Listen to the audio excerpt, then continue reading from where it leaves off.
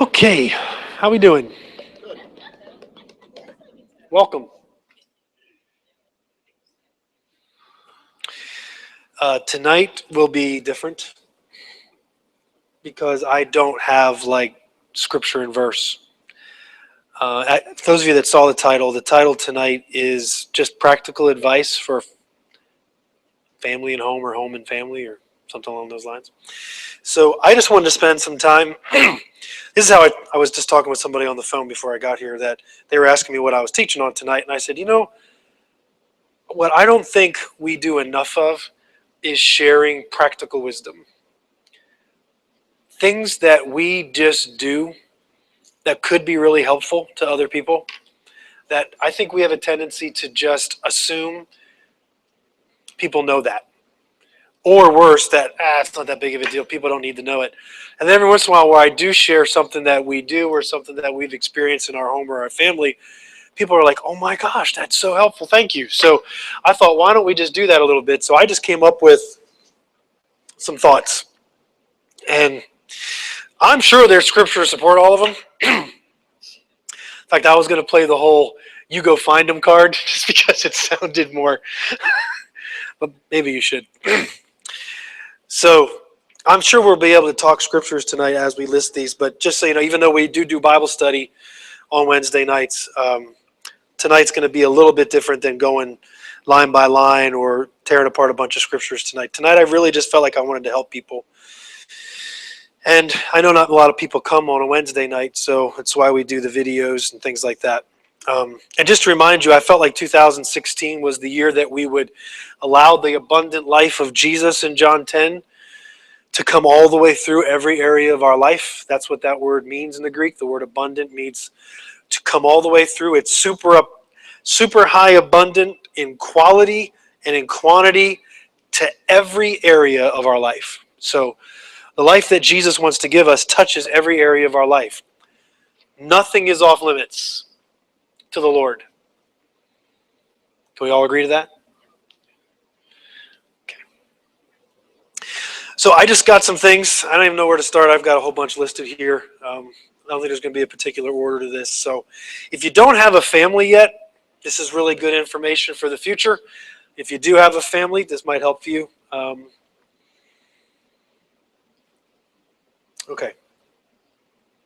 I don't know how to start this.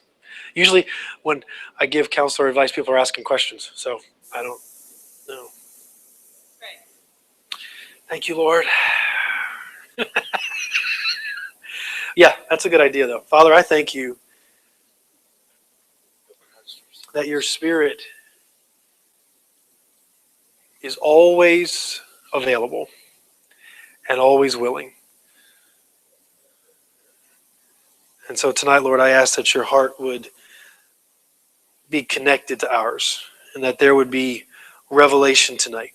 Father, I pray that the things that the church would teach about, that we believe would find its way down into the crevices of who we are, into the places that we don't pay attention to often, the places where we're more habitual and robotic. Lord, I ask that you would come to those places, your life, and touch these areas. And like I did just say, Lord, I ask that nothing in my life would be off limits, that everything that you are is welcome into every place I am. And I pray that for all of us tonight.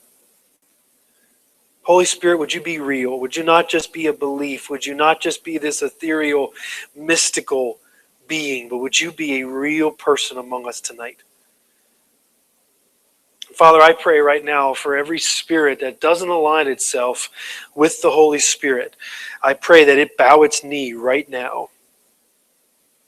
Every vain imagination, every argument, every stronghold, as Paul said, let's take every thought captive to the obedience of Christ tonight.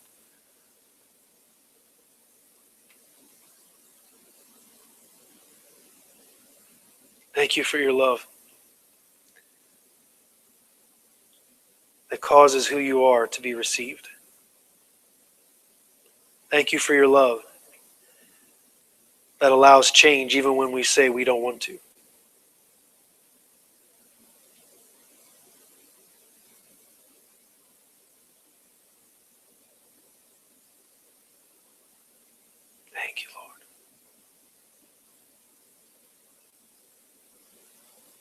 Be the teacher tonight, Jesus. Be the anointing in the room. May your open heart open hearts.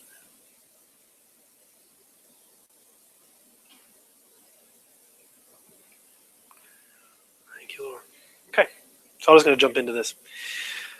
One of the things that we like to do, both as a couple, Dawn and I, as well as a family, is we hold each other accountable that we only are allowed to assign blame to the level that we own things. In our family, and I'm sure I'm not alone, that it tends to be when someone is doing something wrong or when someone is caught or someone is challenged or confronted, oftentimes there's blame. There's but so-and-so or but them and we've kind of made this like an unwritten standard among us. We don't talk about this a whole lot, but you can only assign blame when you first owned it. Does that make sense? I believe in blame. I don't like the idea of I only can relate this to sports. That's the first thing I thought of. But like when a coach is getting interviewed after a game that their team got beat, and the coach says it was my fault. Has anybody ever seen that? That's bullcrap. It's not. The players on the field messed up. And I know that he or she is trying to be the bigger person and trying to take the fall and the hit for everybody else. But I can tell you that team does not get better if the coach continually takes responsibility. So I think the coach can take a certain amount of responsibility and then go into that locker room and say, all right, this is what you, and you should have done. And I think that that coach has weight and has a bridge to do that because he was willing to own or she was willing to own what they missed or what they could have done differently or better. And I think it's the same way in our relationships, in our marriages, in our relationships with our children. Blame tends to make you feel like it's not your fault. That's the whole point of blame. Because if it's your fault, then you're in the wrong, and then if you're in the wrong, then you're guilty. And I really think that comes from a punishment mentality we have about God and about our own relationships with each other. I'm really not afraid to be wrong anymore. Now, you got to show me I am. Okay? I mean, I'm not just going to be wrong to be wrong. But I don't mind being wrong anymore because I've decided that relationship's more important than being right. And so, for me, I don't mind taking responsibility, but I'll tell you this, and people in my life know this, I don't mind assigning blame. I think properly assigning blame is really important and really good. I think there's plenty of scripture to support this. I think God will own when he needs to own something. You know, when I think about when he was ready to destroy man in Genesis, he was like, you know what? I just don't feel like striving with man's flesh forever. He owned it. He says, I'm not going to strive with him. So I'm going to start again. But he ended up starting again and having the exact same problem. And I think he kind of knew that was going to happen again. But then he limited the years that they would be born. So at least he wouldn't be striving with the same flesh for 900 years. At least it'd be a new face. So the point is, I think that we as parents and we as adults can set this standard in our own lives, that let's own things, and then that gives us the privilege to assign blame. I think that we have a tendency to do one of two things, blame everyone or blame no one. And I think those are both ditches on either side of a really good road. And the really good road is own your part. Okay? If you know that deep, like I can tell you if my wife and I are having some intense fellowship, I know what's wrong inside of me. But when I'm flared up, when my emotions are high, the only thing I'm thinking about is what she's done wrong. Am I the only one? I just want to make sure I'm human with humans, with other humans. Okay. So inside of me is this, all right, when I calm down, I know I'm going to have to apologize for this, and this. And I do. And the sooner I do that, often the better things get. And I know as soon as I own things, guess what happens to the other party? Most often. Now, sometimes we just have some people in our lives that just won't be wrong. But usually when we admit when we're wrong, the other person has now officially given permission to be wrong too. Because if you say, you know what, I could have done this or I could have done that, immediately the shame part of this whole understanding of wrong and right goes away. Because you're willing to kind of carry the shame of wrong. That's big. In marriage, with children, my gosh, I've repented to my kids. I've assigned blame to my life for my kids many times. And I think it's the reason why we have such a close relationship is because they know that mom and dad are going to own what they've messed up. And as a result, my kids are quick to say where they messed up. And I think this eliminates pride.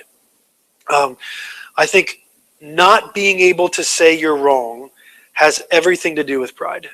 Has everything to do with I can't handle the shame of being wrong, and I don't want to come down off of this pedestal of being right. And so even if what you said was proven right in my life, I will still stand on my one shred of evidence that proves I am, as small as that shred might be. And this isn't just in between relationships. Something else I have here, and I think it kind of relates to it, is we really, and I encourage everyone to do this in their home, we severely limit the amount of negative talk about other people in our home. Like, it is rare in the Durniak house that you will hear us talking about any of you negatively. Now, for some of you, like, well, then where are you supposed to vent? You know, where am I supposed to be able to kind of be in this place of rest where I can really be myself and just kind of say whatever I want? If you have to do that, there's a bigger problem than not having a safe place. So for us, like, I'll let I wish my kids were here so that I could at least talk about it in front of them. I have a tendency to let them go on for a minute or two, and then I just remind them. I said, hey, look, if something's bothering you, let's talk about it. If this person is hurting you or if this person is aggravating you, what do we normally do? We encourage them to do what? Go talk to them, okay? So husbands and wives, parents, please, let's do this with each other. If one of you starts cranking off about someone else that you know, can we please just make an agreement that you're going to look them in the eye within 120 seconds and say, have you talked to them? Can we agree to that? Because what's going to end up happening if you don't? And I've seen this in relationships. Third-party offenses occur. Where someone who has no ill feelings about this person you've got to struggle with now suddenly has ill feelings. I think it's illegal for us to have ill feelings about someone else because of someone else. Hello? Yeah. Don't let someone else's opinion of a person impact yours. Make a decision that your experience of that person is going to determine your opinion of them. Hello? This is really important. Otherwise, even if someone else knows something you don't, the problem is we all experience one another through a filter. No one experiences another person purely. I'm sorry, we don't. We all, like right now, you're listening to me and you have got specific experiences, specific past history that now my words and my spirit go through to get to you. So I might be talking about something very, important and benign or anywhere in between, but because of your experience about that particular subject or just what happened to you today, like something could have happened to you today, and as a result, everything I'm saying is tinged, is slanted, is going to be received differently than how I or the Lord are intending it to be given to you. So, as a result of that, I can't take your opinion of Leslie as that's who Leslie is. Will I allow that to come into my life and process it? Sure. But I will process it with what? My experience of her. It's illegitimate for your experience to override mine. Hello? This is really important. I see a lot of relationships breaking down simply because someone didn't like somebody else or someone got hurt by someone else. So, well, hey, if you hurt her, you hurt me. So now you got two enemies. And somehow we think that's like love and that's friendship and hey, you're my brother. Now you sometimes I've found that if you want to get someone to really like you, just have a common enemy with them. I'm serious. Some people are that embittered in life that the best way to get close to them is to share an enemy. That's not good. That's not how we should be partnered to one another. So, yeah, so back to this, about talking negative about one another. I have found that the amount of venting that we allow in our house determines how that person thinks about the person they're venting about. I don't allow venting very long in my home. With myself, with my own wife, with my own children. I cut it off quickly because the more we vent, the more we train our soul to believe what we're venting about. I mean this. The more you complain, the more you're convinced about what you're complaining about. It's the same way with your own understanding. The more we vent, the more we talk negative about someone else, you are reinforcing a judgment in your heart about someone else. And I can promise you, the next time you see them, you'll think about what you vented about. Okay? How are we doing? Okay? I know this might seem overly elementary, but I have found this to be really helpful. Don't leave.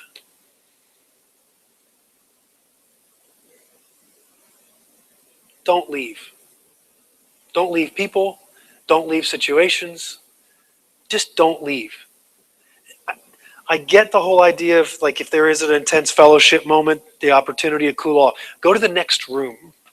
Don't leave the house. Don't jump in your car. Don't say I'll see you tomorrow or see you after work. Don't do that. Because what I have discovered is there is an enormous amount of vain imaginations that result in the gap.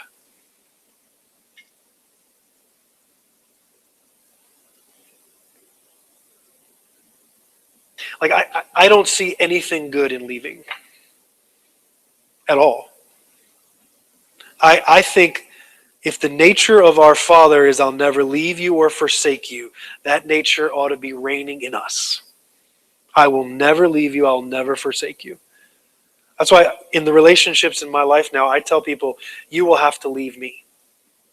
I don't think there's anything that's that bad in our relationship that will cause me to leave you. I've made that decision as a person. Will we have difficulties? Yes. Will we have conflicts? Yes. I ain't leaving.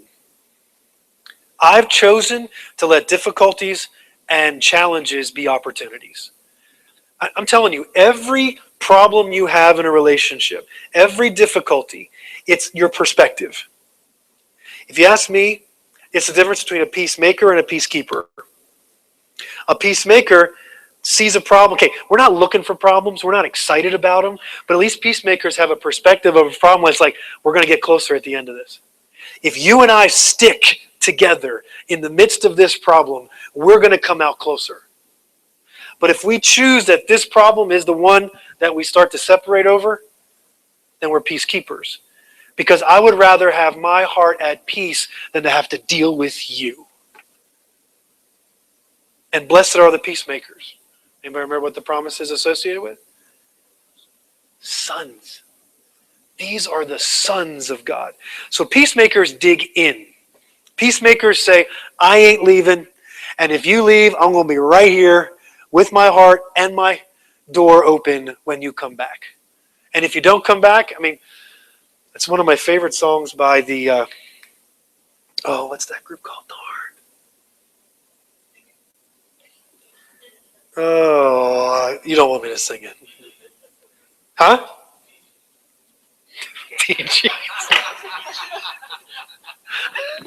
I don't remember the name of the group, but the door on the latch, if you ever come back, I'll leave the door on the latch, the kettle on. I'll leave the kettle on. I'll leave the door open. I'll set an extra setting at the table. Hopeful always that you'll come back. Come on. I know you guys know this. The Script. That's the name of the group. Ever come back, if you ever come back. I know you know that song if you heard it. Anyway, I heard the prodigal son all through that story. So the father let him leave, but the father always was hopeful and anticipatory of his return. And I think that's the way we have to be. The father didn't leave, but the father let him leave. That's why I feel like relationships, if I could give you one picture of all your relationships in your life, it's this. Every single person, including your wife, including your children, including your husband, everyone, carry them like this. We've talked about this before, and I don't mind repeating myself. When you carry someone like this, you have to walk carefully so you don't drop it. So you're more careful, you're more deliberate, you're more intentional about what you're carrying. You can carry things like this, and then you can run and you can beat things and all that kind of stuff, but you will squeeze the life out of whatever you have, and you won't be able to hold nearly as much as if you hold things like this. But you're much more intentional, and people can leave and people can come back when it's like this. People can't come back when it's like this. I've chosen, and it's painful. I'll be the first person to admit it is painful to carry your relationships like this. Because people do choose out of offense, out of hurt, out of misunderstanding. I'm out. Can't do this anymore. Keep your heart this way. It is an amazing amount of opportunity for people to come back. And it's always a possibility. I know that's what the heart of the Lord is. So far, so good? I think I'm tying some scriptural type themes in here, right? Good. I'll just do some simple ones before I talk about some harder ones. And I don't know when this started. I think it actually started when I was a kid, and it's now in my life now. And this is, this is probably my preference and my opinion. So this isn't the gospel of Jesus Christ. This is the gospel of Mark. But we keep our doors open at home. When they were babies and they were sleeping, yes, we shut the door because we don't want them to wake up.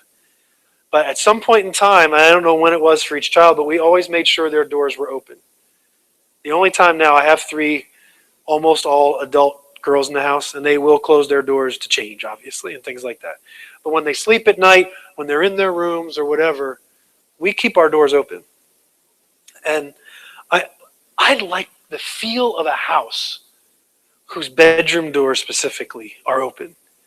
It creates a spirit of family versus a spirit of individual. It just causes our house to feel like we're all together in this. As soon as someone's door shuts outside of getting their clothes on or whatever it might be, now they have a life separate from the rest of the family. And I know that you can have your own identity. But I think what ends up happening is if we have doors shut lives, then if we have doors shut rooms, then we're going to probably end up having over time doors shut lives. Where now I'm not allowed into my daughter's life here, here, here, and here. And we've just created that. And so even for Dawn and I, we keep our bedroom door open.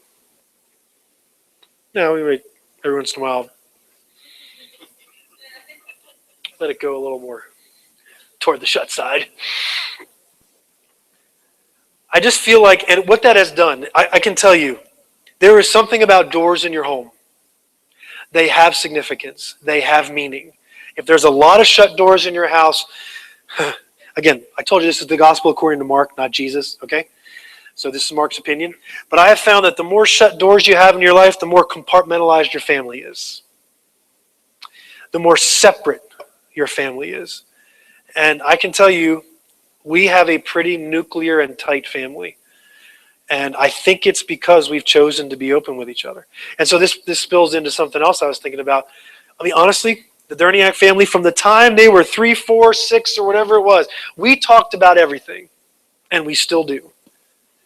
And so, if one has a love interest, we're all talking about it. If one has a problem, we're all talking about it as a family. It's not just mom talking with Lauren. It's not just dad talking with Anderson. It is a family discussion. Our great room in the back of our house, I would say it's once at least a week, if not more, where we're all sitting in that living room and we're all talking about something someone's going through. And I think that has a lot to do with just that simple thing of keeping our doors open when we were younger and all the way up through. And as a result, there's not a whole lot of private conversations in our house. There isn't, hey, Megan, come here, let's go over in the other room, I want to talk about something. That's just, like in our house, that's doesn't make sense. Like actually, you've actually been a part of some of those talks. What was your experience of that? Did you want to talk about, do we have microphones? No? Just talk about it. Sorry. Yeah. Yeah, well, it's completely different than how how I was raised. Like, it was very compartmentalized, and my parents, did everything separate. It wasn't that open field. So at first, it was very scary, and I felt like I was intruding. Like, I almost felt like I should get up and go out because some of the things are heated, and then some stuff I'm like, I don't know if I'm supposed to hear this. Like, is this okay? And I would try to get up, and I'm like, no, you're fine. Like, just stay there. And so I just learned that that was my place, and then I realized, like, I want this is hard, and it's awkward even. And sometimes, like, even though we were all kind of uncomfortable at sometimes if there was something that was going on, or but it just everything was open, and if we had the issues or if there were things we wanted to discuss, we could just say it. We didn't have to put it aside and just talk with one person about it. Like everybody wanted to know, and if you did have to just talk with one person, everybody's like, "What y'all talking about?" So you can't get away from it. So Yeah. I loved it. Yeah. It was hard to adjust to it. But yeah, I definitely want the same thing. Like I'm glad I'm able to. Yeah. And I'm not saying Dawn and I never have a private conversation with one of our kids, but oftentimes that conversation spills over into a family conversation because we just want them all involved. Like, I can't believe the wisdom that comes forth from one of them that Dawn and I don't have. So if one of them's going through a struggle and we're all talking about it, like Megan will just bam something. I'll just be like, oh my gosh, did you just hear that? And she laid it down. Dawn and I would have never thought of it. So I think we miss out. I don't believe confidentiality is a gift of the Spirit. I'm just going to tell you how I live. And this is scary for people. I know it's scary, and I know we got red flags and warning going off in your heads and all that kind of stuff. I think confidentiality is sourced in shame. You don't want someone to be embarrassed. You wouldn't want to talk about this with other people because if you did, then you would be embarrassed or whatever the case. I think we train people to be confidential. I think we train people to be private and hidden. I think if you go back before sin was, they were naked and unashamed. Now what we have done is if we have created something that protects us from one another, thinking that we're helping each other. And I think what we're ending up doing, and look, there's balance in all this, so please know that I'm not just this, I'm ready to go talk about everything in front of you all time thing, but I think we have a lot to learn about what it really means to be family with humanity. And I think we hide unnecessarily. I think that there would be a huge amount of compassion and mercy and grace that would be poured out on you if you simply opened up and let someone else in to what you think is private and no one else needs to know. There is so much love, so much mercy. I have not seen anyone be vulnerable and be rejected. In my circles and and it wasn't even me. Most of the time it was other people's response to someone just saying, I can't do this anymore. I got to be real with you. And and that person shared their heart and the world just went poof, and gave them grace and life and peace. I think if we practice that in our homes, it will become much more natural for us. I think it's the reason why we have individual lives in church. And we have people who come to church regularly and feel so alone. And we wonder why. I think we practiced isolation at home. Started by closing our bedroom doors. Started by having one conversation with someone else that we're not going to have with anyone else. You guys with me? Do you at least understand what I'm saying? You don't have to agree. I'm just kind of sharing some thoughts I have on this. Does anybody want to say anything to this? We're really quiet. Yeah. When I first visited, every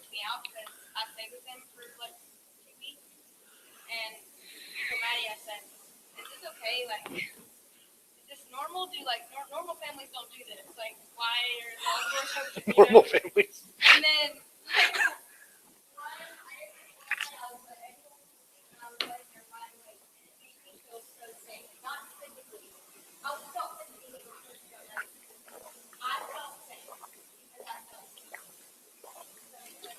Wow.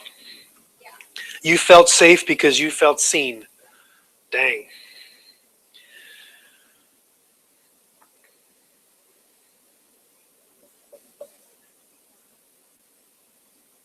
Any other thoughts there?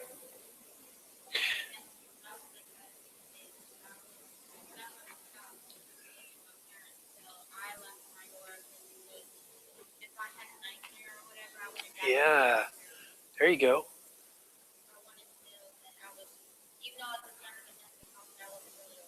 Right.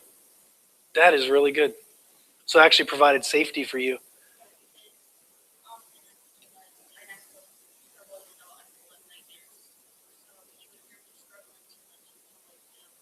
Hmm. Right. Yeah. Again, it's just purely my opinion. If you keep your doors closed in your house, wonderful. You probably have great kids, great family, probably be fine.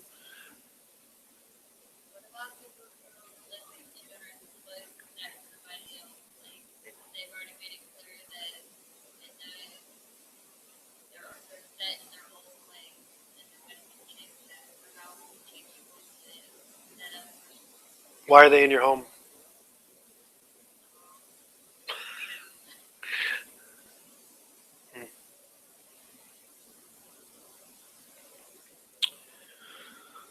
It's probably worthy of a separate discussion. Um, but I've kind of always been of the opinion that if you're going to be in my home, that you're going to live by the standards of my home. I love you, and I want you to be a part of my life, but there are certain like non-negotiable standards for the Amanda's home, and these are that. If you can abide by them and live by them, you are welcome here. But if you don't, then if you need a place, here's the place. Now, as soon as we've talked about this in this house before, God's house has standards. It does. And the standard is the person of the Lord. And as soon as you come into the house, you feel the pressure. It's a good, healthy pressure. If you don't feel pressure in Christianity, if you don't feel pressure in church, you're not feeling the Lord. Because the Lord is always pressing in on us with his love so that we arise, so that we grow, so that we attain to the full measure that belongs to the stature of Christ.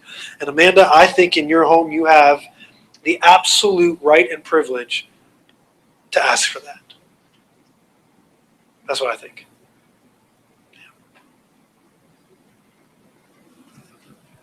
Somebody else? With what you said of having family conversations about things, not having separate conversations, I think, and I've seen it in different ways that people have decided to do that. Like there is definitely this extreme of parents worrying, like venting on on their children, like, oh, we're having economic struggles, and then their kids are like so worried about Excellent. things. And then the other side of parents not being absolutely open at all, where the kids don't know what's happening, and then they just don't. They grow up not appreciating or having a warped sense of what things are worth. That's So I excellent. appreciated that. Yeah. Yeah, I think there is, almost every subject, there's a ditch on either side of the road. And so for Dawn and I, our kids know just about everything that's going on. Yeah, they do. Our kids know everything that's going on in our lives. They know when we're struggling financially, we're struggling relationally. They know when we're struggling with church. They know when we're struggling with a certain relationship. But they never feel overwhelmed by it. They never feel like it's something that's going to conquer us. They always get the sense from us that mom and dad are going to find victory in this.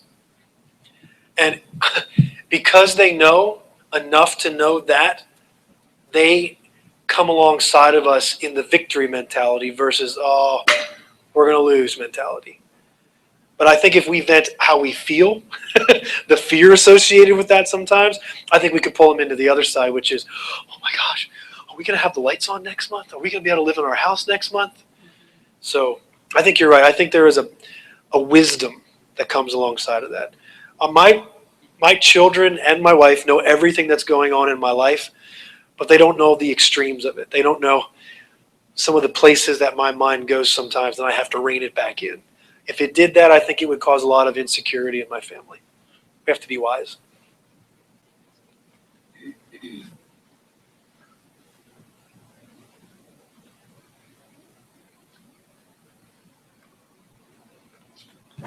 I have a question. Oh, there's that. What are your suggestions?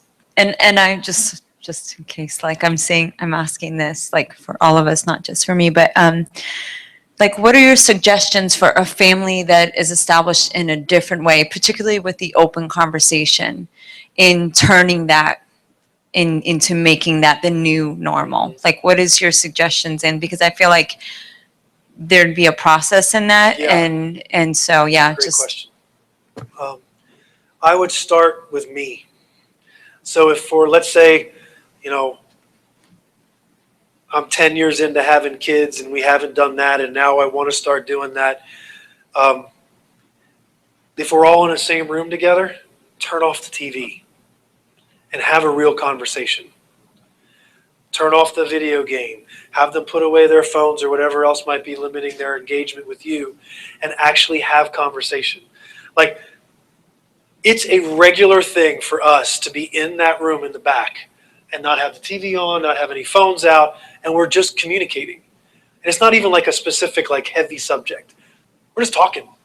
We're talking about Maddie's history class at SHIP.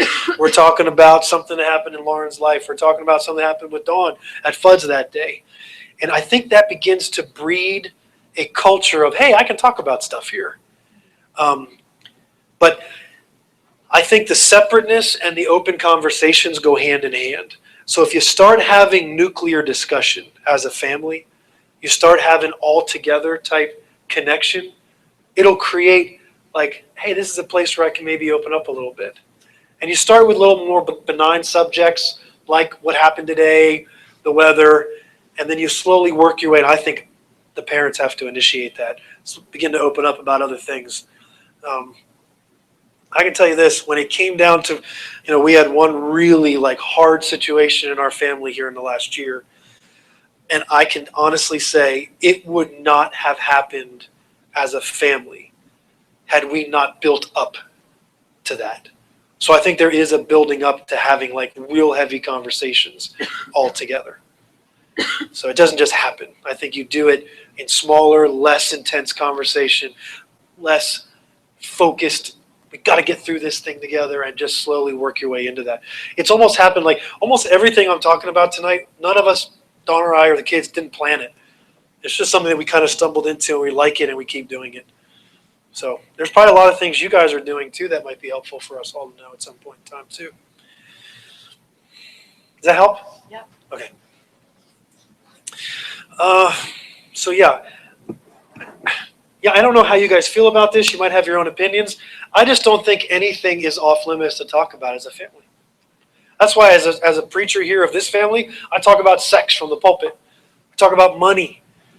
We talk about, what are some taboo subjects that you just don't think should be talked about in church or in your home? Talk about them. Just talk about them. It's fun. You get the giggles going. You get the, oh my gosh, I can't believe we're talking about this going.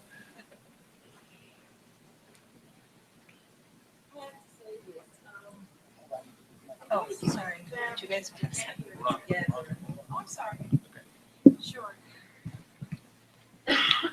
This is good because I'm going to see my family. We're gathering together with my children, and since I moved out here, that we haven't really sat with each other all in one setting. So we're having dinner. We're spending a day together. Stay overnight. Come back in the morning. My thought is this: well, what has been expiring in our family since I came to Chambersburg and settled here, and what they're doing out there? They're young adults. And my gosh, my experience are, I can't wait to share them, because I'm thinking, oh, it's going to take my family to the next level of where we need to go as a family. But you know what? I'm going to let them share with me what's been going on with them, because I think that is so much more important to me. And I try to communicate that. I hope I do to them. And I was telling my daughter the other day, I said, I can't wait so when we sit down and eat, that's our favorite thing, and just be together, eating and being together. So I'm trying to create an atmosphere of openness and a way that we can just be together. Whatever comes up, Yeah. we'll deal with it. I mean, not deal with it, but we're listening. So I'm telling you, I can't wait, and nothing's going to come in between this. This is Right. going to happen. This is all birthday month for us, too. All my children's birthdays in this month.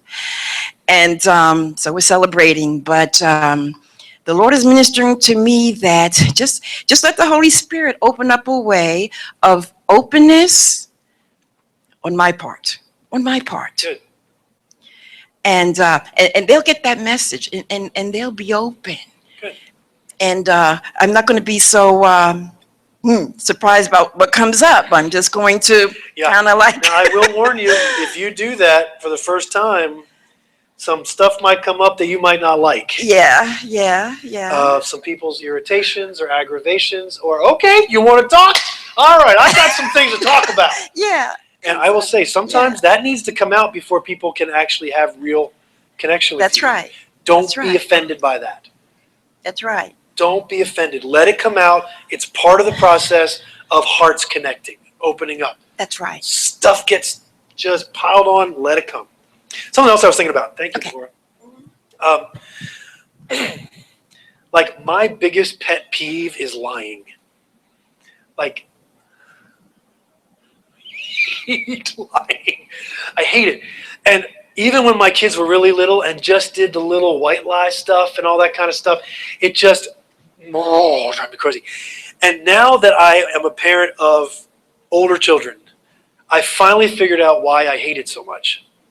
And it's because I can't be with them in what I don't know about. And I tell my girls this now, and I mean, I rarely run into this now, but I feel so bad about this, but my children have lied to me on occasion. And when they finally come clean, and they always do, we never find out another way, they come clean. And I say, do you know that for this period of time where we didn't know, this period of time where you were in another world that we thought you were in, you didn't have us. We couldn't protect you. We couldn't bring wisdom into your life. We couldn't be there for you. Do you know what that makes your parents feel like? And do you know how fearful you are when the people who are supposed to be there to protect you and provide support for you can't be there because you haven't told them? They're like, oh my gosh. Every one of them has said, I can't believe I didn't think of it this way. You're right. And like for Mom and I, we're both just like, it actually hurts us that our children were in a world that we weren't in with them. Like we couldn't be there with them because we didn't know. Now I will tell you this, thank God for the prophetic gifts, because sometimes it just freaking tells you what's up. And I'm telling you, parents, keep asking the Lord what's going on with your kids, because He will show you and they won't have to tell you. And sometimes you just walk in the room and He might not even give you the whole specifics, but He'll be enough to say, hey, anything you want to talk about? And just keep looking at them. And eventually they lock.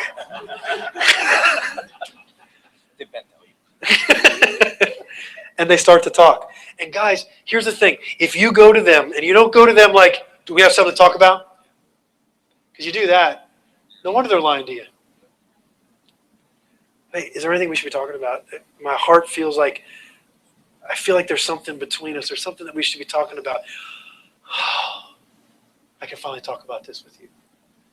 Right? We give people permission to be honest with us. And we give people permission to lie to us. And we do it by how we approach them, how we walk with them. If you walk judgmental, if you walk opinionated, if you walk harsh, you're going to breed lying in your life. You're going to breed fake in your life. because people are going to feel like they have to carry themselves a certain way because the results are going to be ugly. But if you walk with them loving, if you walk with them open, if you walk with them doors open, you're welcome in, even in your stuff, that you will find, I don't need to lie. Lying, what's its root? Fear. Afraid of what's going to happen when they find out. So take away the fear of what's going to happen if they find out. Because I want to tell you something. The consequence of what they've done alone is the punishment. We don't need to add to it. That's why Dawn and I have rarely punished. Because if we just show them how their identity is different than their behavior, that gap is punishment enough for them.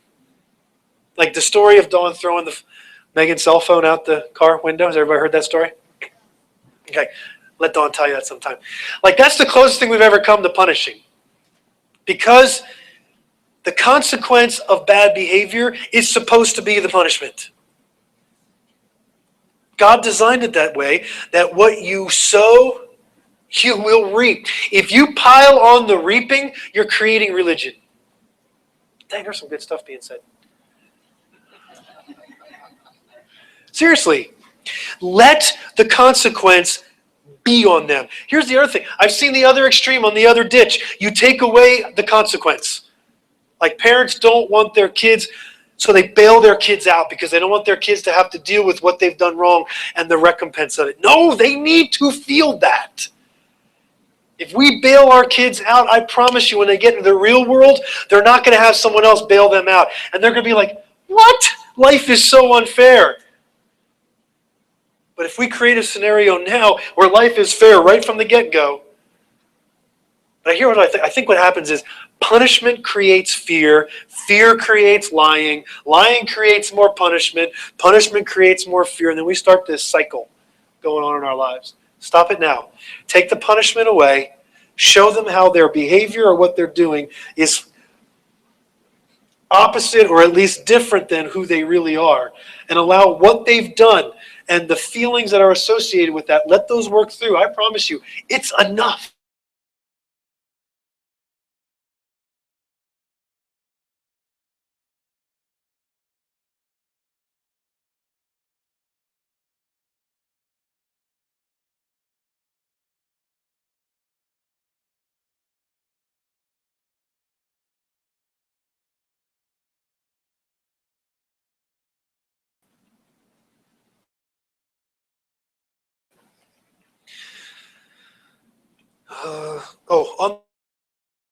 Again, this is the gospel according to Mark, not according to John here, but Mark and Dawn don't give allowance to our kids. And the reason why we don't is because when you own a home and give you money for it.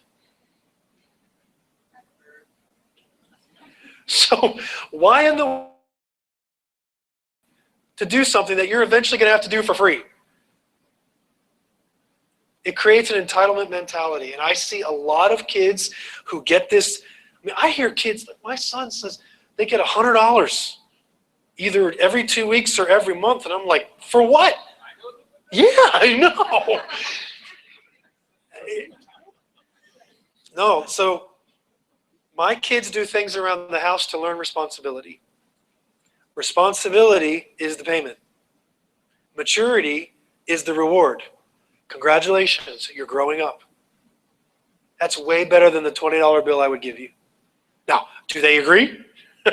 No, they would rather have the $20 bill.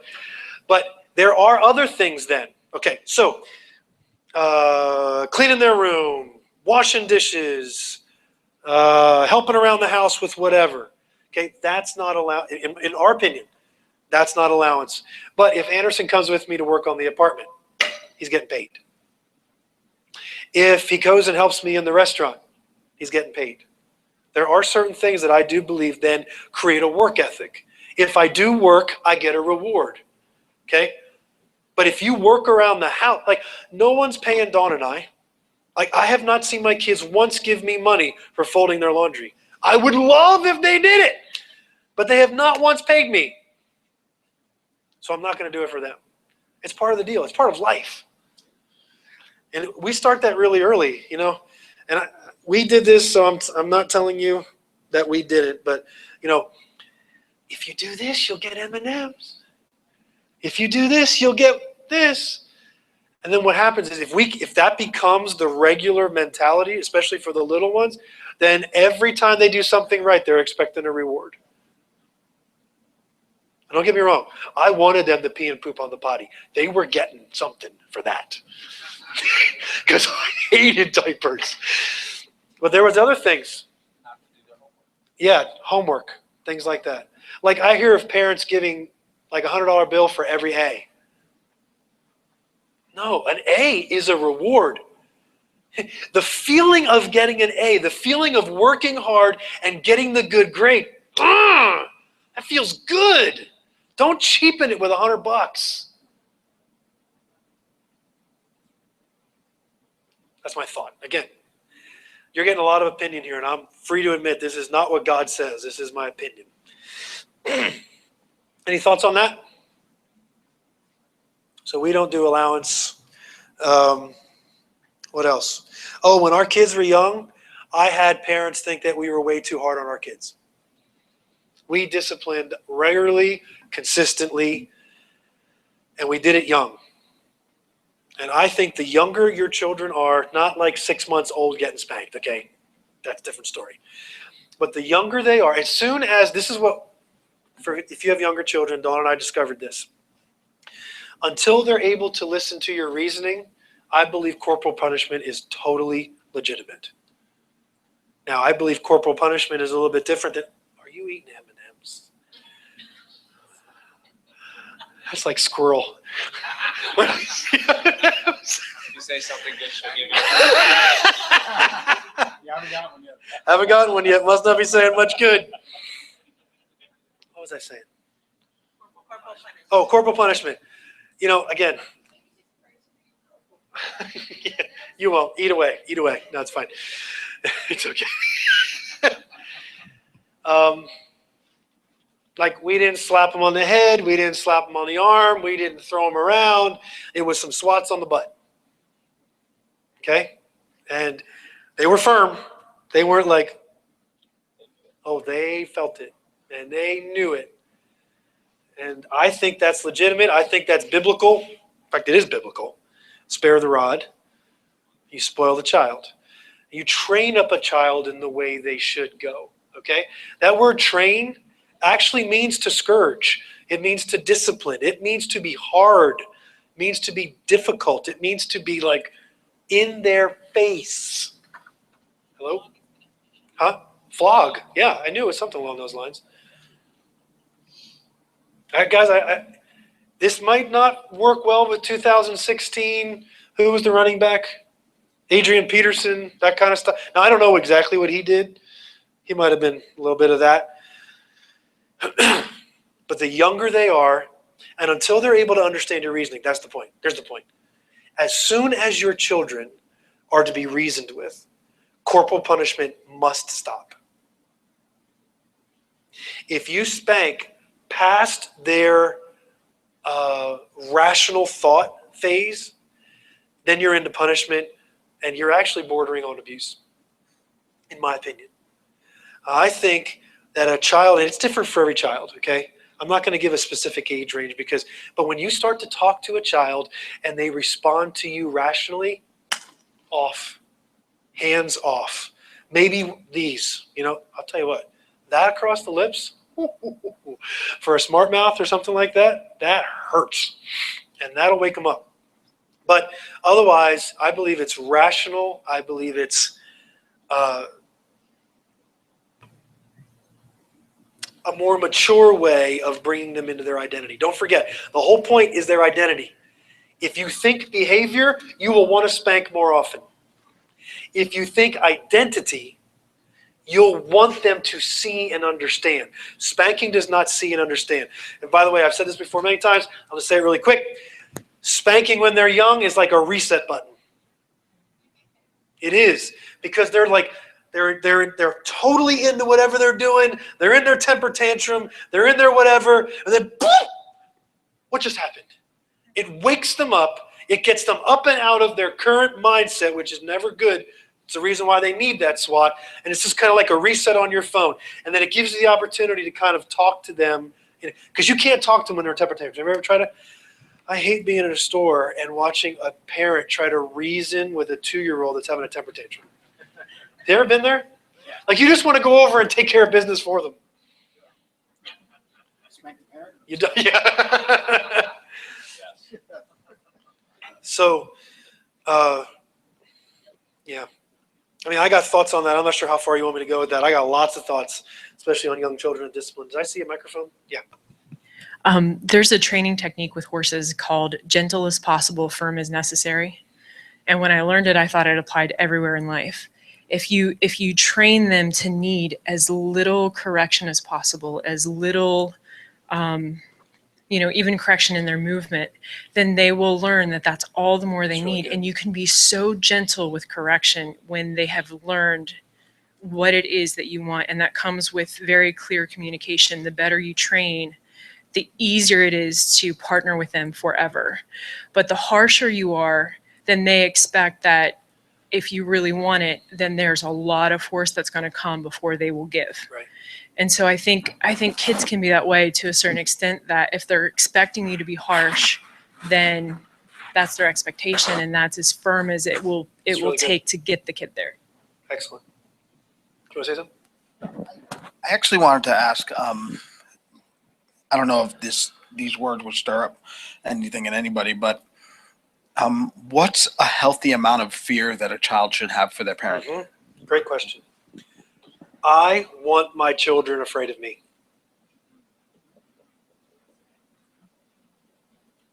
But not to the point where they can't talk about everything with me. I can talk about anything with the Lord, and I have a holy reverence of him. The fear of the Lord is the beginning of wisdom. And don't try to say that word fear is not fear. Go look it up. It means afraid. It means like, I know that this one who loves me with everything he is could also kill me. That's what that word actually means. There is healthy fear. And I think it's legitimate for our children to have it. But they know that that's not your go-to. They know that you have the ability, the authority, and the power, but that's not your go-to. Your go-to is love. Your go-to is openness. But if those things don't work over time, love is not easily angered. Doesn't mean love doesn't get angry. I want to tell you something. This love has gotten angry. And it's been very healthy for my children.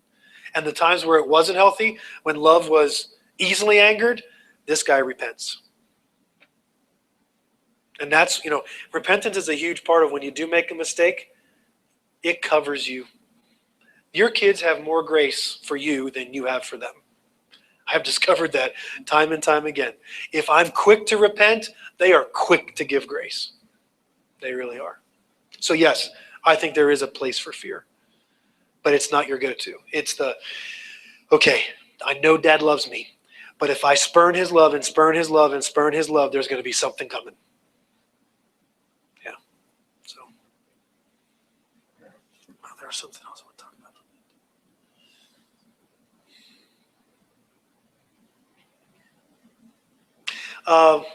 So to the discipline thing really quick, don't wait. You guys have heard this 1,000 times, and I know it's not good, but I just want to make sure you know this. Don't wait for dad to get home. Don't wait until, the only time I would say wait is if you think you're going to kill them. I would wait.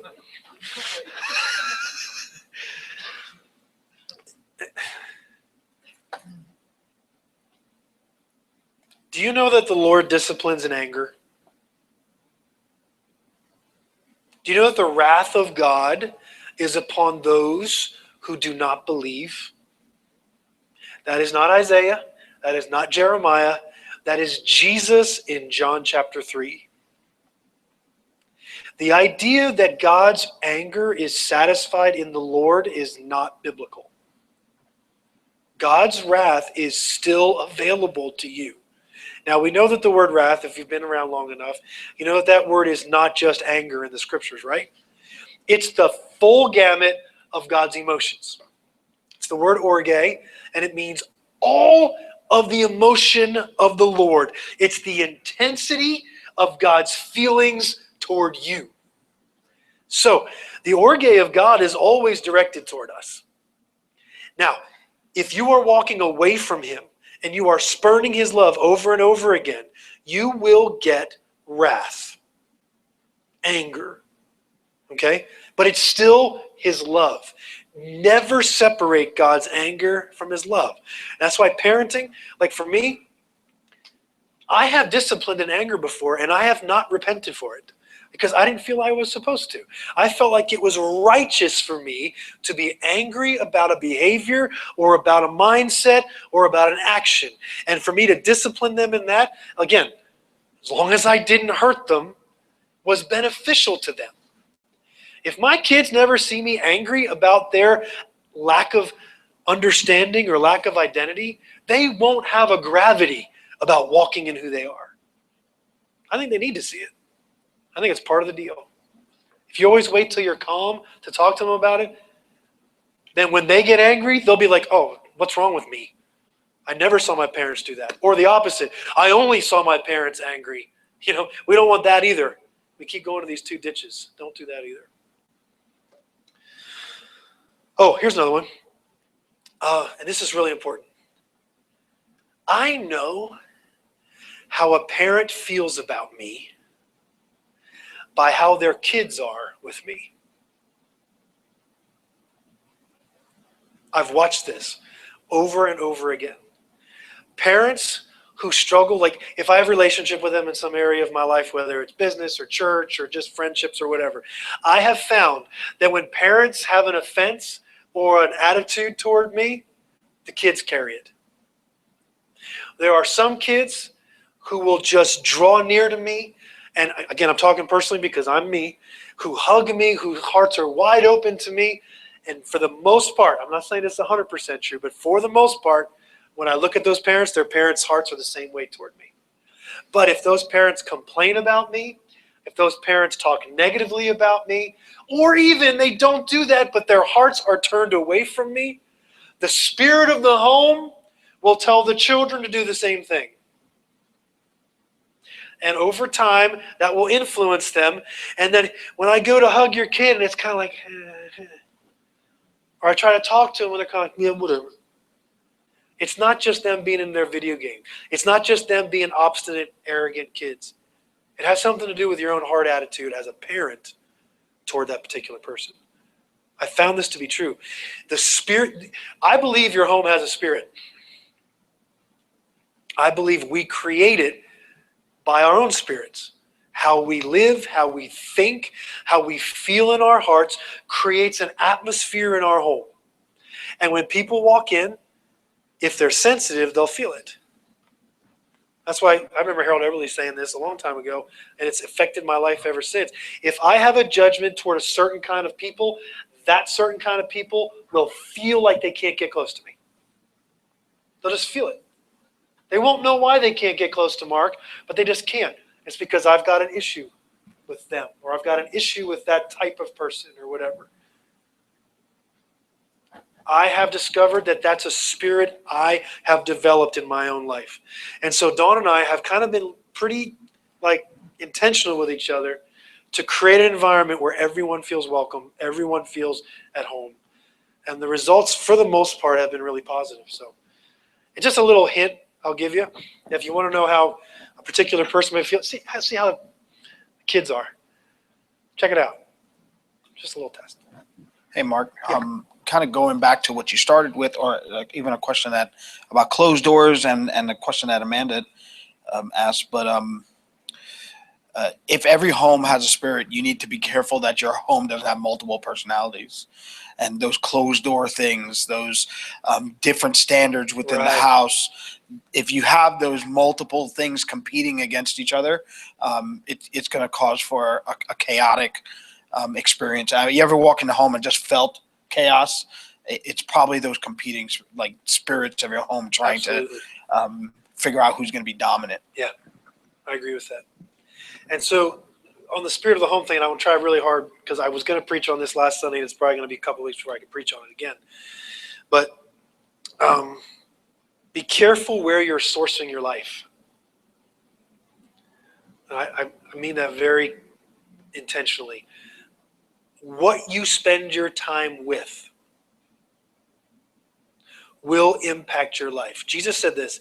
He goes, it's not what goes into a man that defiles him. It's what comes out. Be careful what you source your life from, because that's what then will come out of your life and impact other people. So remember, guard your heart with all diligence, for out of it flows all of the issues of life, Proverbs. Okay? So you know this. So to guard your heart, everybody, have we been in Who long enough that we know guard our heart doesn't mean build a wall around it or create boundaries? We know that means be what? Be aware, be diligent, be watchful on everything that comes in. Because we know why now. The New Testament gives us understanding. What comes in is what will come out. So, we are pretty careful about what's on our TV. We're pretty careful about how often our kids are on games or on their phones or on computers. We don't allow any kind of, we talked about this today in the meeting today, we don't allow any kind of binge anything. Like, we don't sit down and watch a whole series of a show. I'm going to tell you a quick story about me. A couple guys at work were raving about the what's the show with the chemistry teacher? Breaking Bad. So the guys at work were just talking about how incredibly great this show was. And I told them I'd never seen it. And they're all like, what? You've never seen Breaking Bad? I'm like, no, I feel like an idiot for like 10 seconds. I'm 45 years old and these 20-year-olds think I'm an idiot, but that's not the first time that's happened. But so I said, you gotta watch Breaking Bad. It's awesome. And so I said, okay. All right, I'm gonna do this. And so I have Netflix, like probably all of you do, and I opened it up and I watched the first show and I thought, oh, that was good acting, good writing. And over 4 or 5 days, I watched 5 episodes, the first 5 episodes of the show. Has anybody ever seen the show? All right, some of you says, okay. By the end of the 5th episode, I recognized a marked change in me. Like, I'm just going to tell you, if my TV's on, it's for one of 2 reasons. It's for sports or a movie. I love a good movie, okay? But again, it's not binge. Like, I don't watch 3 movies in a day. If I watch 3 movies in a couple weeks, I'd be surprised. But in 5 days, I watched 5 episodes of that show, and I didn't like what was going on inside of me. I didn't like the spirit that was changing on the inside of me. I actually, like a part of me almost was dying. I don't know how else to say it. So this isn't for everybody. So for any of you that watched however many seasons of this show, please, no guilt or condemnation. All right, let me just tell you this now. Just for me, I didn't like what was happening inside of me. And I think it wasn't because of the show as much as it was because of the spirit. Like, I can give you 10 things in that show where, like, I don't want my life to look like that. Now, someone can probably sit with me and tell me why all of these incredible thematic elements and the underlying theme and all this stuff of cancer, right? Didn't his wife have cancer or something? He did? Okay, he had cancer. See how much I watched, I never remember. But the spirit of the thing, here's my point. I think if we were more aware of the spirit of the thing that was coming into us, we would never let it come into us. But the world has a way of making it seem like it's okay. And that is where, this is what I want to talk about, gateways. I think there are a lot of gateways in our home that are, have you ever heard of gateway drug? Like, what's the number 1 gateway drug? Marijuana. We all know that right away. Isn't that pretty interesting? You know what the gateway to porn is? Netflix. It's specifically country videos. Yeah. I'll tell you what, MTV, VH1, CMT, you watch those videos before long, it's going to make you hungry for more. Netflix and that kind of stuff is a gateway to porn. Most guys will tell you they looked They started watching like, I don't know, Futurama. I don't even, is that a show? Is it like a cartoony type show? Okay. Isn't there I hate to say this, I feel like I'm uncovering him, but there was a guy, I've never seen the show. Is there a character on the show that's got like really big breasts? Okay. Is it a robot or a cyclops? Okay. Whatever it is. No, I'm going with this because there's a point. He watched that show enough that cyclops, he actually credited that cyclops with wanting to go see more. Guys, I'm telling you, we don't know the gateways for our lives. And we have to be aware. See, there's plenty of benign things that most of you guys right now, Breaking Bad, not that bad, Mark. It's actually really good if you look at it right away. It's fun. I can tell you, someone who binge watches TV and who doesn't, who watches 16 episodes of a show. I got to get through this season of such and such a show. I can tell you who they are, almost with 100% accuracy, because there, over time, are certain aspects of life that go away in order for you to be able to do that. You shut down certain parts of you in order for that to take place. Trust me. You want to say something? In there, a scripture that says, mind the little foxes that ruin the vineyard. Yeah. And it's those, there's that saying that, don't despise small beginnings because they can lead to big things, but small beginnings in those kind of areas can lead to big gaps in our walk. I would say that, here's an example of this. 1 Corinthians chapter 2, I believe, it says that to the natural man, spiritual things are foolishness. Right? Is that 1 Corinthians 2? The more you watch and experience and source yourself from the natural, the more spiritual things, specifically of the Lord, will be foolish to you. You'll begin to write off things. A natural man calls the spiritual things foolishness. So, if anything, and I hate to be picking on Netflix because I have Netflix on my phone. Honestly, if I binge watch anything, I'm about to really show myself here. I have a guilty pleasure. You guys want to know what my guilty pleasure is? Yeah, you can't go this far and not. Yeah. Oh, what's the name of the show? What's the name of the show? I totally. Cold girls. No. No. Good Luck, Charlie. Go ahead. Yes. I love that show. And Anderson and I were driving to see my dad one day, and he said, Dad, can we watch an episode of Good Luck, Charlie on Netflix while we were driving? Yeah, it's safe. Sorry. Didn't think about that aspect. Anderson was driving. Good luck, Mark. And it was so funny, and we were laughing so hard that I have probably watched, I'm sorry, you're probably disappointed in me up there. I have probably watched 8 to 10 episodes by myself of Good Luck, Charlie at different times. Sorry. There's grace for me. There's grace for me. I don't know how we got there. Because I don't want you to think that I don't have Netflix and I don't watch some things, because I do. So I don't want you to think that I don't. But anything in excess becomes an idol. And it will take the very life away from you that you think, you can't affect that. I've got this. Name it. It's in your life.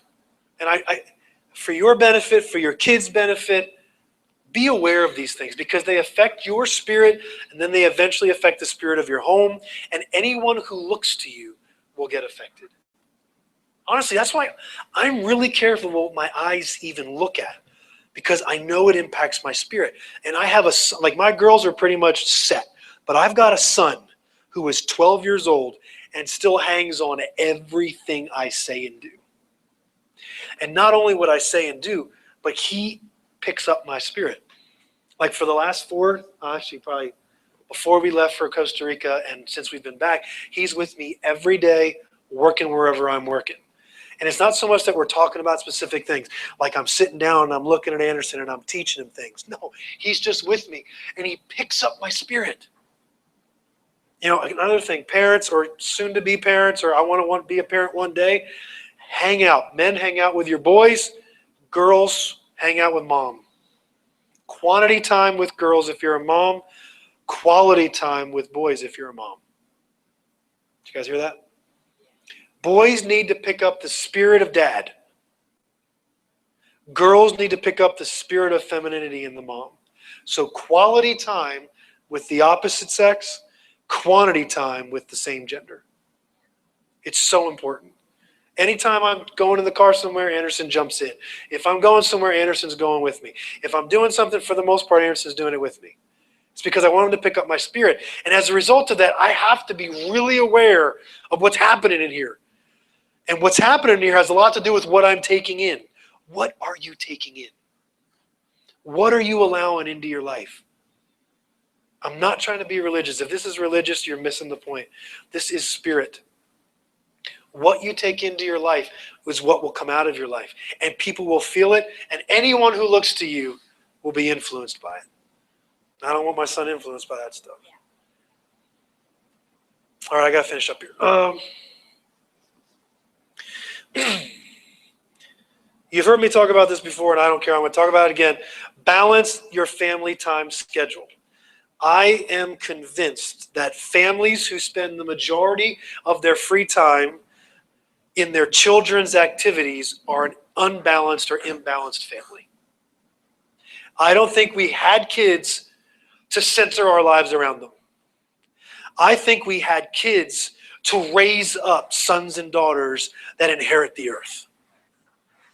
And I don't think that the way at least American Western society is surrounding their lives around baseball and soccer and dance and tournaments and weekends and this and this. I think we're creating a mindset in our children that causes them to think that the world actually does revolve around them. And then when they get into the real world, there's not a weight of responsibility. There's more of a performance mentality. If the majority of the time I am sitting and watching my child perform, think about this. If a lot of my free time is spent watching my child perform, what's that doing for my child? I think there could be a balance in that. There's nothing wrong with our child getting involved with a sport and doing it and expressing and growing and getting better at something, not even a sport. It could be Cub Scouts. I can't even think of all the activities. I'm feeling really limited right now in my creativity. I think there's a balance in that. I think my kids need to be involved in my activities as much as I'm involved in theirs. I think my kids should be involved with me in ministry. I think my kids should be involved with me in business. I think I should be involved with them when they play volleyball or soccer. I coached for 4 years until they knew more than I did. Then I had to stop coaching. I did. I go to the Anderson soccer games. I go to Megan's volleyball games when she was playing. I went to Lauren's field hockey game. But they were never the center of our extracurricular time, ever. And as a result, I have children who now want to contribute instead of want to be watched. I have children who can carry responsibility well versus, what? No. Weekends are about me. Evenings are about me. No. Evenings are about making sure you grow. Weekends are about making sure you mature. Can we have fun in the midst of that? You bet. I think children ought to work when they get old enough to work. What that is, at age is kind of up to you. But especially when it's time to drive. I don't get the idea of being able to have a car and drive and not have a job. Because you've got insurance, you've got gas. So who's going to pay for all that? At least the gas portion. Makes sense for mom and I maybe to pay for insurance just because it's part of the whole plan. Which, by the way, you kids are expensive when you drive. Lord, you wait, you watch insurance go way up. But I don't think you're taking children's childhood away by having them work at 16 years old, even 15 years old. I just don't think you ought to make them work 20 to 30 or 40 hours a week. But I think there's a certain amount of maturity that comes when weight gets placed. I have discovered in my life and in many other people's lives that the reason why they're not very mature is no one put weight on them. Weight brings forth capacity. We think weight will crush. We think weight will constrict. That's not how God made people. God made people to carry well. And when they carry rightly, not too much and not too little, they grow to carry it. We do this all the time with weightlifting, right? If you weightlift, eventually your muscles get to the point where you need to increase the weight because it's too easy. That's how God created our souls too. Our soul expands and grows, not just because we get older. Oh my gosh, we've got plenty of 30-year-old kids. What we need is responsibility. And please, parents, for the love of God, teach them and train them now with responsibility. Don't give them to me as their employer to teach it to them. It is awful to get your child that has learned nothing at home except to be watched in their soccer tournament. I've had to fire quite a few because they don't want to work. Hey, go out and sweep the floor. They give you that look. Like, what are you here for? How do you think you get a paycheck? I just how are you taught? You know, yeah, it's going to get dirty again. That was actually said to us before. Why would I sweep the floor? There's going to be people that sit down there and just get it dirty again. I don't need to explain that to you guys why we need to sweep the floor, do I? So yeah, I don't think there's anything wrong with our kids learning and working and being around the house doing stuff, because when we put them in the workforce, when we put them in the community, we should give them a well-rounded, strong, mature, I know what I'm supposed to do person. They learn that at home. They don't learn that at work. I've had many parents come to me and say, hey, would you please hire my kid because they need to learn how to work? I always say no to them. Always. Because they should have learned to work at home. They should have learned responsibility and maturity at home. That's what we're called to do as parents. Okay. Anybody have any questions or thoughts?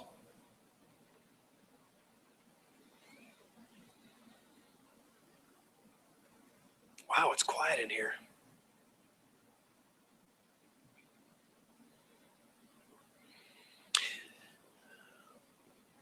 You know, one of the things I saw, and again, I'm going to put my pastor hat on for a second when it comes to the balanced lifestyle.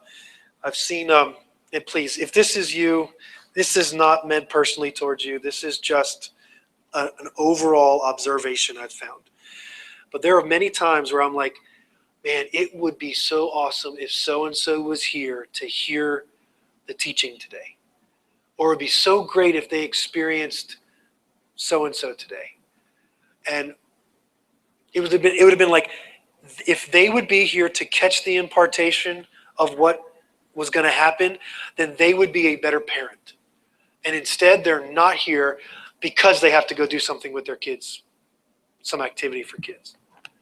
So I feel like what ends up taking place is we give up time where we could actually become better people for our children. We give that up to be somewhere so our kids can go do something.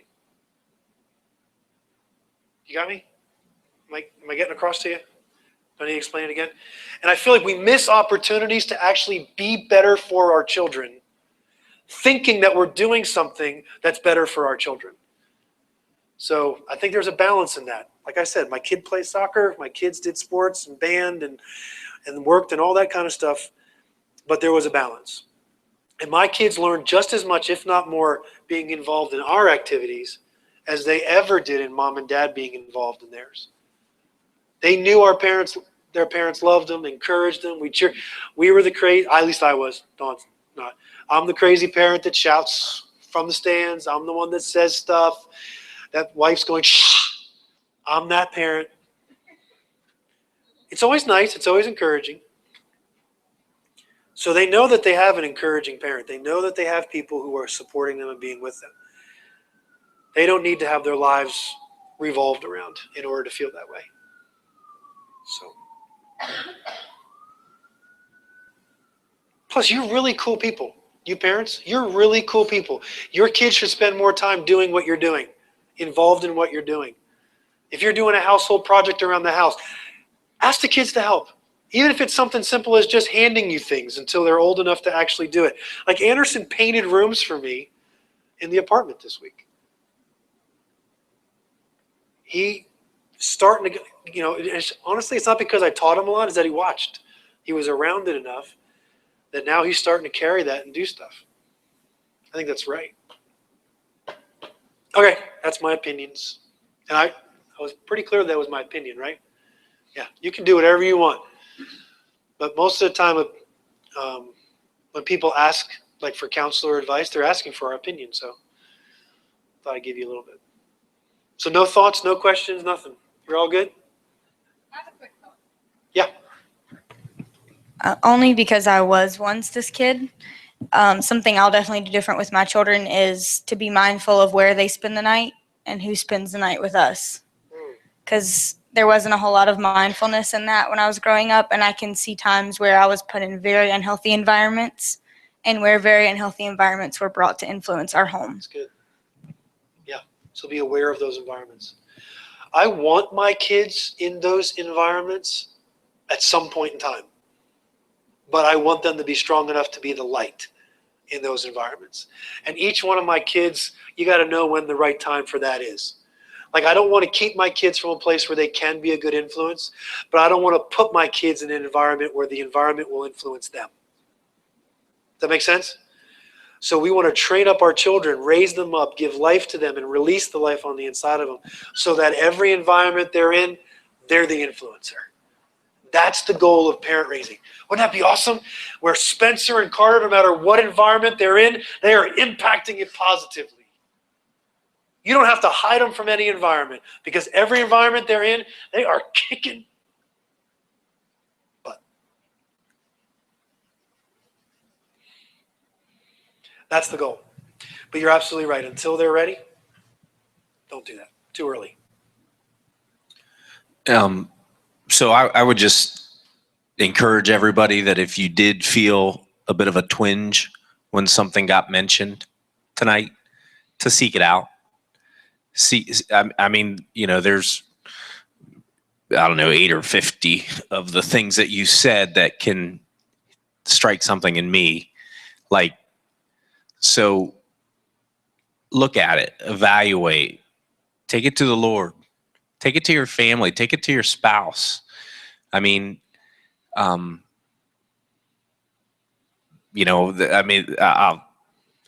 the open door thing is not something that we've done. It's something that we didn't do when they were younger, and honestly, part of it was a response because we knew people that their children came to the bed and never left the bed, which That's not a door problem. That's not a door problem, but but I will tell you, it's something that shaped. This goes back a long time ago now, but it's something that shaped how we kind of did that. Sure. And I can look back at it now, and I can, I'm sorry that we went the pendulum too far the other way, and I don't know how we do that now. Yeah. But if there's something that set something and you felt something in your heart, whether it was a defense or something like that up, really submit it to the Lord and talk to yourself openly about it, because there's probably a reason. So. Yeah, and please, I want to say this one more time. You don't have to do anything I said tonight. I just wanted to give you an opportunity that if it could help you, there it is. And maybe it spurred on other questions that you want to ask at some other point in time. That's fine too. You don't have to do any of this. I have just found that these were extremely helpful for us. And they created an atmosphere that for the most part, it's a really healthy atmosphere. We're not perfect, but we're also honest about our imperfection, which I love. We all know each other's imperfections, and we love each other in the midst of them. And I love my house. I love my home. I love everything about it. There's very few things I would not tell you about my home, the good or the bad, because even in the bad, they turn out good. So I want you to be able to feel the same way about your family and your home. I want you to be able to, like someday, I want you to be able to stand up here and share these kind of things from what's actually happening in your life and be like, I want this in your home because it's been good for us. So I love y'all. Thanks for listening.